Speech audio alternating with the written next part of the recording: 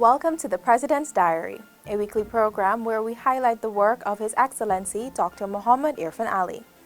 President Ali, in his Pagwa Day message on Sunday, March 28, said the festival reminds us that our lives are like the seasons, subject to fortune and uncertainty, but that renewal and rebirth follows every unwelcome circumstance. Pagwa is a celebration of rebirth. It commemorates the regeneration of the land. Also known as Holi, Pagwa is a time to renew our relations with and to reconcile with friends and family. The festival provides an opportunity to recommit to the values of love, friendship, empathy, and sharing. The President also urged Guyanese to adhere to the COVID health protocols. The vaccination campaign, which we have launched, will help to protect our people and eventually allow us to exiting this pandemic. Of that, we can be sure. We can be confident that by next year, we shall be able to return to the exuberant public celebrations traditionally associated with this most splendid and glorious festival. On Monday, March 29, His Excellency addressed a virtual meeting of heads of state and government on international debt architecture and liquidity, on financing for development in the era of COVID-19 and beyond. The Guyanese leader said developed countries must honor their pledge to allocate at least 0.7% of their gross national income to the official development assistance program. The President says this would provide much-needed aid to developing countries, especially at this time when the economic and social fallout of the COVID-19 pandemic is challenging their abilities to mount relief and recovery efforts. Of the 29 member countries of the Development Assistance Committee, only 4, Denmark, Luxembourg, Norway, and Sweden, met or exceeded the 0.7% target. Guyana therefore urges the developed countries, particularly the DAC countries, to make concerted efforts to increase their ODA allocations to the 0.7% target. President Ali also appealed to developed countries and international lending institutions to increase funding to support small developing states in their response to natural and biological disasters. The pandemic has highlighted the importance of international economic cooperation. Such cooperation to assist developing countries better shoulder their debt burdens has never been more imperative as it is now. Meanwhile, President Ali urged developed countries and international financial institutions to immediately revisit and reform the existing international debt framework to make it more responsive to the needs of developing countries. The head of state applauded the recent initiative of the International Monetary Fund to provide a special drawing rights of US $650 billion.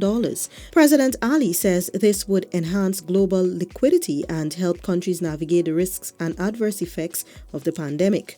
Given the reality that many poor countries are saddled with debt distress, we advocate for broad-based debt relief to developing countries through international frameworks similar to the Paris Club arrangements, such as the Heavily Indebted Poor Countries, the HIPIC Initiative, and the Multilateral Debt Relief Initiative. On Tuesday, March 30, President Ali challenged the local business community to position itself to benefit from the national economic transformation by adopting a bolder approach to business. The head of state made the call in his feature address at the 131st Annual General Meeting of the Georgetown Chamber of Commerce and Industry. Economic transformation demands a new mindset. The private sector must begin to think bigger, bolder, braver, and brainier. In other words, it must become more ambitious, less risk-averse, and more innovative. There is no time to be lost. The COVID-19 pandemic has set back business prospects, but the impending economic recovery must become the impetus for the private sector to upscale its ambitions and upgrade its capacity. President Ali also called on the business community to plan not only for the local market but for the regional and international markets as well. The expanding local market must become the springboard for extending the local business communities' reach into large international global economies and markets. Early on Tuesday, His Excellency joined family members of the late Clyde Rupchan at his final resting place in Buxton, East Coast, Demerara, to pay his respects. Mr. Rupchan, a former chief planner of the Ministry of Finance, passed away in 2016. He was awarded the Cassie Crown of Honor in 2011 and served for several years in the State Planning Secretariat and the Ministry of Finance. Mr. Rupchan also served as the chairman of the Guyana Revenue Authority and sat on several boards. President Ali said he owes a lifetime of gratitude to Mr. Rupchan, who mentored and shaped his early development at the State Planning Secretariat. While in Buxton, the head of state spent some time interacting with members of the community. On Wednesday, His Excellency visited Leguan to deliver on a commitment to residents who had sought his assistance for the establishment of a crematorium. The $25 to $30 million facility is to be fully funded by the Ramroop Foundation, with work set to begin in less than 2 weeks. They asked me to help to find a way in which they can build a cremation site. One that offers the level of respect to those of our families we are sending off. One that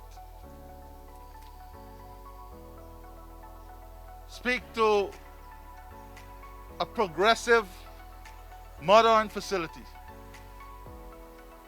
And they asked if I could have intervened in having a facility like this.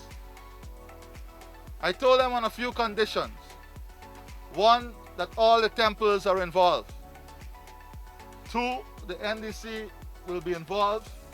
A local management committee must be established because this is a local project. He then reassured residents of Leguan that, like the rest of Guyana, they too will benefit from government's development programs. President Ali says the programs, which include infrastructural changes, will benefit both urban and rural locations in the country. Very shortly, we will start your solar farm program. And the solar farm is going to be integrated in the GPL grid so that your day power will come from solar energy, and in the end your cost of electricity will come down substantially. We are also going to do a solar farm in Wakenham. President Ali also met residents of Yakusari, Blackbush Polder, Berbice. The head of state listened to various concerns raised by residents and provided immediate solutions. Many of the issues relating to government services were addressed on the spot, while residents with other matters were directed to the relevant officials. The president was accompanied by Minister of Public Works, the Honorable Bishop Juan Edgil, Minister of Agriculture, the Honorable Zulfikar Mustafa, Security Advisor, Captain Jerry Gavaya, and Chief of Staff of the Guyana Defense Force, Brigadier Godfrey Bess. This has been the President's Diary, where we took a look at His Excellency Dr. Mohamed Irfaan Ali's week of activities.